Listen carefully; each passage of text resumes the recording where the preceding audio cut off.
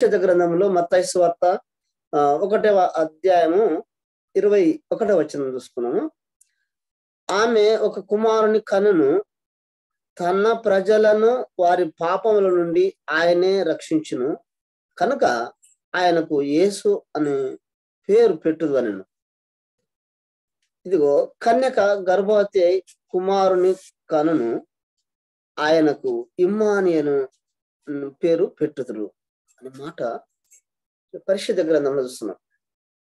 కన్యక గర్భవతి అయి కుమారుని కనును, ఆయనకు ఇమ్మానుయేలు పేరు పెట్టుదు.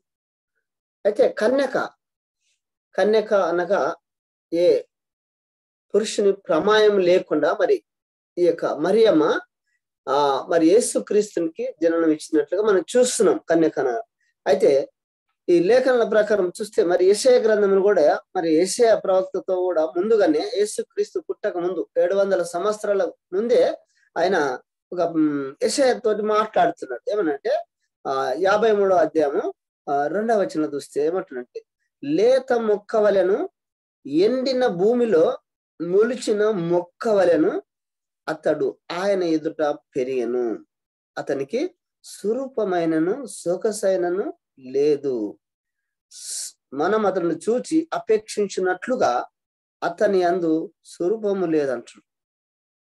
చూడండి ప్రేమైన దేవుని సేవకులారా, మరి మొదటి వాక్యం చూస్తే కన్యక గర్భవతి కుమారుని కను. కన్యక గర్భవతి కావడం అసంభవం.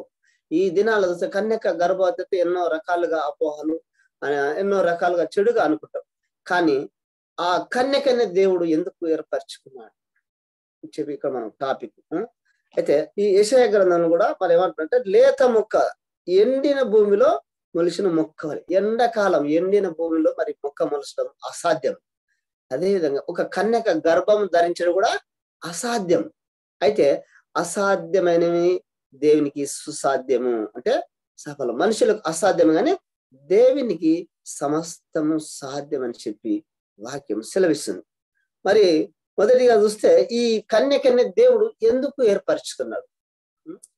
కన్యకనే ఈ స్త్రీని ఎందుకు ఏర్పరచుకున్నాడు? అందులోను ప్రత్యేకంగా ఆ యొక్క ప్రాంతంలో ఆ యొక్క స్త్రీ ఉన్నదా, ఇంకెవరు లేరా చెప్పని మనం కొంచెం లోతులోకి వెళ్దాం. అయితే మొట్టమొదటిగా చూస్తే ఈ కన్యక గురించి ఈ యొక్క వాక్య భాగం చూస్తే ఆదికాండం 1వ అధ్యాయం 3వ అధ్యాయం చూస్తే, దేవుడైన యెహోవా చేసిన సమస్త భూజంతువులలో సర్పము యుక్తి గలదండను, అది ఆ స్త్రీతో, ఇది నిజమా? ఈ తోట చెట్లలో దేని ఫలములనైనా మీరు తినకూడదని దేవుడు చెప్పానా అని అడిగాను. అందుకు స్త్రీ, ఈ తోట చెట్ల ఫలములను మేము తినవచ్చును, అయితే తోట మధ్యలో ఉన్న చెట్టు ఫలములను కూర్చి దేవుడు మీరు చావకూడనట్టు వాటిని తినకూడదని, వాటిని ముట్టకూడదని చెప్పానని సర్పంతో అని. సర్పంతో ఈ యొక్క సంభాషణ సర్పంతోనూ అవ్వతోనూ జరిగిన సంభాషణ. అయితే సర్పము అంటే సాతాను రూపంలో వచ్చి ఆ అవ్వను పాపంలో గుర్తించాలనే చెడు ఉద్దేశంతో చెప్పినప్పుడు ఏం చేస్తారంటే, ఈ సర్పము చెప్పిన మాటలకు మీరు ఆ పండు తినమన్న మీరు కూడా దేవుని వలె ఉంటారని చెప్పి అన్నప్పుడు స్త్రీ నమ్మేం చేసింది, ఆ పండు తిన్నది. కారణం ఏంటంటే తినకూడదని చెప్పి ఆనాడు ఆదాము చెప్పినప్పుడు అవ్వలేదు, సాటి అయిన సహాయం లేదప్పటికి. అయితే సర్పము మాటలు విని అవ్వ ఆ యొక్క సర్ప మాట విని తినందున ఆ పాపం అనేది ఈ లోకంలోనికి ప్రవేశించింది. ఆజ్ఞ అతిక్రమించింది. ఆ ఆజ్ఞ అతిక్రమించడం వల్ల పాపం ప్రవేశించింది. అందుకడికి ఇంకొక మాట చూస్తే ఈ పాపము రావడానికి కారణం కూడా ఒక తిండి, కేవలం ఫుడ్. నేటి దినాల్లో కూడా చూస్తే చాలా మంది సేవకులు కానీ విశ్వాసులు కానీ ప్రతి ఒక్కరూ తిండి కాడ లోబడుతున్నారు. తిండి కాడ వారి ప్రభావాన్ని చూపిస్తున్నారు. వారి యొక్క ప్రవర్తన ఆ తిండి కాడ తెలిసిపోతుంది. కారణం ఏంటంటే ఆనాడు అవ్వ ఆ సొగసైన ఆ పండును చూసి, సుందరమైన ఆ పండును చూసి తిని ఈ లోకానికి ప్రవేశించింది పాపం. అలాంటిది ఈ స్త్రీ ద్వారా ఈ లోకంలోనికి పాపము ప్రవేశించను కనుక దేవుడు ఏం చేశాడు, స్త్రీనే ఎన్నుకున్నాడు. ఆ స్త్రీ ఎలాంటిది అంటే కన్యక అంటే ఏ పాపము చేయనటువంటి కన్యకను ఏర్పరచుకున్నాడు. కారణం ఏంటంటే ఆనాడు స్త్రీ ద్వారా ఈ లోకంలోనికి పాపము ప్రవేశించింది. ఈనాడు అదే స్త్రీ గర్భమును వాడుకుంటున్నాడు. అంటే ఏ పాపం ఎరగని, ఏ పురుషుని ప్రమేయము లేకుండా ఒక పరిశుద్ధుని ఆమె గర్భవాసన ఉద్భవింప చేయాలని దేవుడైన యెహోవా ఆ యొక్క మరియమ్మను, ఆ యొక్క గలిలయ ప్రాంతం నజరేతులో ఆ యొక్క మరియని ఎన్నుకున్నాడు. ఆ గాబ్రియలను దేవదూత ఆమె దగ్గరికి వెళ్ళి, దయాప్రాప్తురాలా నీకు శుభం, దేవుడు నీకు తోడై ఉన్నాడు, ప్రభువు నీకు తోడై ఉన్నాడు అని చెప్పారు. కారణం ఏంటంటే ఆ దినాలలో ఎందరో కన్యకలు యవనస్తురాలు ఉండరు, కానీ కేవలం ఈమె దగ్గరికి వెళ్ళాడు. కారణం ఏంటంటే ఆమె దయ పొందినది. ఇతరుల పట్ల, బంధువుల పట్ల, తల్లిదండ్రుల పట్ల, దేవుని పట్ల ప్రతి విషయంలో ఆమె దయ పొందినది. అందరి ఎడల ప్రేమానురాగాలు చూపింది. ఆ దేవుని మన్ననలు ప్రతి ఒక్కరితోటి అన్ని రకాల మంచిగా ఉన్నది. అందుకొరకే ఎస్తేర్ కదా 4వ అధ్యాయం 2 వచనం ఉంటుంది అనుకుంటే, ఈ చిన్నది అతని దృష్టికి మంచిదిగా ఉన్నందుకు అతని ద్వారా దయ పొందిన మాట ఉంది ఎస్తేర్ విషయంలో కూడా.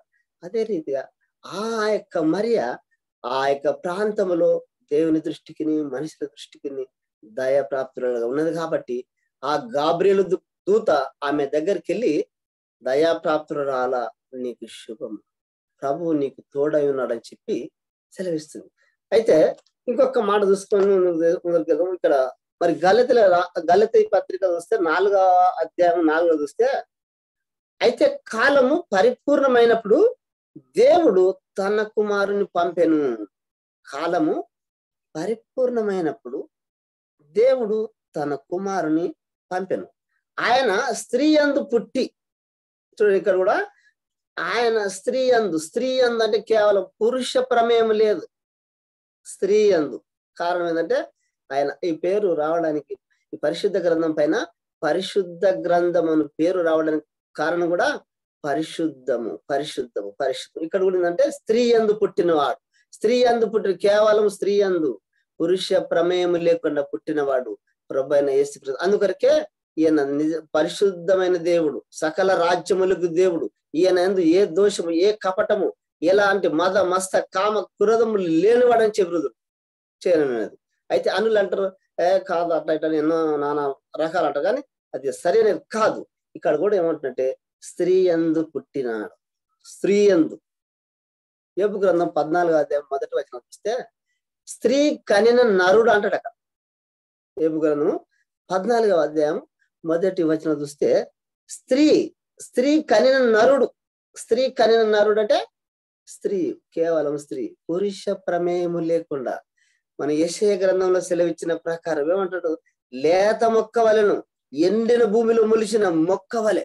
లేత మొక్క ఎండిన మొలిస్తే ఎండాకాలం మొత్తం గడ్డి అంటే ఎండిపోతుంది, కానీ ఆ లేత మొక్క ఎండిన భూమిలో మొలిచిన మొక్క వలె ఎదుగుతున్నాడు. ఇక్కడ కన్యక గర్భవతి కావడం అసంభవం, కానీ దేవునికి సమస్తం సాధ్యం. అయితే ఈ యోబు గ్రంథం 14 మొదటి వచనంలో చూస్తే స్త్రీ కనిన నరుడు అనగా ప్రభువైన యేసుక్రీస్తు కొద్ది దినములు గలవాడే మిక్కిలి బాధనందునంచి అక్కడ ఉన్నాడు.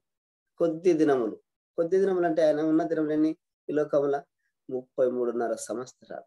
30 సంవత్సరాలు లోకములో మరి ఆయా పరిచర్య చేస్తూ, మరి అక్కడక్కడ తండ్రికి చేదోడుగా వాదాడుకుంటూ, తల్లిదండ్రులు అక్కడ ఇక్కడ తల్లిదండ్రులు మేనదిలో ఆ రీతిగా ఉన్నాడు.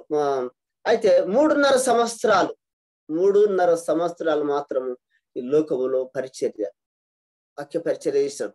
అనేకులను, మరి గుడ్డి వారిని, కుంటి వారిని, పక్షవాయు వారిని, చంద్రరోగం వారిని, ప్రతి వారిని మరి బాగు చేస్తున్నట్టుగా చూస్తున్నాం. మరి ప్రియమైన దేవుని సేవకులారా, మరి ఈ యొక్క మాటలు చూస్తే, మరి ఇంతకన్నా ముందుగా చూస్తే, మరి యెషయా గ్రంథం, మరి ఒకసారి యెషయా గ్రంథం 7:14 చూస్తే, కాబట్టి ప్రభువు తానే ఒక సూచన మాకు చూపును, ఆలకించుడి, కన్యక గర్భవతి అయి కుమారుని కని అతనికి ఇమ్మానుయేలు పేరు పెట్టాడు. కన్యక, ఇక్కడ కూడా కన్యక, ఈ యేసుక్రీస్తు పుట్టడానికి యెషయా గ్రంథానికి సుమారు 700 సంవత్సరాలు మధ్య వ్యవధి కాలం ఉంది. అప్పుడే ప్రభువు మరి యెషయా ద్వారా పలికిపిస్తున్నాడు. ఎందుకొరకు ఆయన కూడా ఆ యొక్క సమయంలో పలకవలసి అంటే, ఆనాడు పూర్వీకులు మరి ఆయన మాటను ధిక్కరించారు. పాపము చేస్తూ బలి అర్పించడం, పాపము చేస్తూ బలి అర్పించడం, ఇట్లా విచ్చలవిడివైన చేస్తూ చేస్తూ చేస్తున్నాడు. సొదొమ గొమొర్రా పట్టణము కూడా మరి ఆనాడు అనేకులు ఉన్నారు, కానీ దేవుని విశ్వసించలేకపోయారు. దేవుని విశ్వసించలేకపోతే అప్పుడు అబ్రాహాముతో అంటాడు, అబ్రాహామా, సొదొమ గొమొర్రా పట్టణం నాశనం చేయబోతున్నా అంటే, కాదు ప్రభువా, మరి ఒక 50 మందిన విశ్వాసాలు అంటే లేరు, ఒక 40 మందిన చూస్తా అని చెప్పారు. ఇంకా 30 లేదు, కేవలం మరి తన కుటుంబం, లోతు కుటుంబం కాడికి. అప్పుడు ఏం చేస్తారంటే, అప్పుడు కూడా ఒక సూచన, మీరు తిరిగి మళ్ళీ చూడకుండా వెళ్ళనన్నప్పుడు మరి లోతు భార్య ఆ యొక్క పట్టణాన్ని చూసినప్పుడు మరి ఆమె పుస్తకం. ఇదంతా కేవలం ఇంకొక పర్యాయం చూస్తే ఆది కాండము 6వ అధ్యాయంలో చూస్తే నోవా కూడా ఈ పాపం యొక్క ప్రచారమైపోతుంది కాబట్టి, నోవాబు నీవు ఓడను సిద్ధపరుచుకో, ఈ లోకాన్నంతా నేను, ఈ యొక్క సృష్టిని అంతా నేను జలపాతం చేస్తాను చెప్పన్నప్పుడు ఆయన ఓడను నిర్మించుకుంటుంటే అనేకులు వచ్చి ఏం చేస్తారంటే, పిచ్చివాడ, ఏది వర్షం అంట, అదంట ఇదంటే ఏది కట్టుకుంటా అని చెప్పి హేళన చేసింది. కారణం ఏంటంటే తెలియక నేటి దినాన కూడా మరి క్రిస్మస్ పండుగని, పునరుత్థాన పండుగని చేస్తే, ఏందయ్యా మీ ప్రభు ఒకసారి పుట్టుకమైంది, ఒకనాడు సత్కమైంది, ఏంది అని చెప్పి హేళన చేస్తారు. కేవలం ఏంటంటే నశించిపోతున్న వారికి వెర్రితనం, సిలువను గూర్చిన వార్త నశించిన వారికి వెర్రితనం గాను, రక్షింపబడుతున్న మనకు అని దేవుని వాక్యం సెలవిస్తుంది. అలాగనే ప్రియమైన దేవుని సంగమం, మరి గలితి మాట ప్రకారం చూస్తే కాలము పరిపూర్ణమై, అందుకొరకు భక్తుడు పాట పాడు, కాలము పరిపూర్ణమై ఉన్న వేళ, కాలము పరిపూర్ణమై ఉన్న వేళ, తండ్రి కుమారుడై జన్మించెను, కాలము పరిపూర్ణమై ఉన్న వేళ, తండ్రి కుమారుడై జన్మించెను, సకల మానవుల పాప విమోచనకై, సకల మానవుల పాప విమోచనకై, సిలువల బలి అయి మరణించేను, సిలువల బలి అయి మరణించేను, ఇది మంచి తరుణము మించిన దొరుకదు, ఇది ఏ రక్షణ శుభదినము అని ఒక భక్తుడు పాడినాడు. ఇది అనుకూల సమయం, ఇదే రక్షణ దినం అని చెప్పి మరి ఆ యొక్క భక్తుడు పాడు. అయితే మనం చూసుకున్న వాక్య ప్రకారం వస్తే కన్యక గర్భవతి కుమారుని కన్న, ఆయనకు ఇమ్మానుయేలు అని పేరు పెట్టబడింది. మరి ఈ యొక్క వాక్య భావన ప్రకారం వస్తే అనేకులు, మరి మా గ్రామంలో అయితే మరి క్రిస్మస్ క్యారల్స్ ప్రతి ఇంటి దగ్గర ప్రతిరోజు 3 గృహాలు 4 గృహాలు ఆయన సువార్త ప్రకటిస్తున్నాం. అనేకులు కూడా వింటున్నారు, కానీ విశ్వసించలేకపోతారు అన్ని జనులు.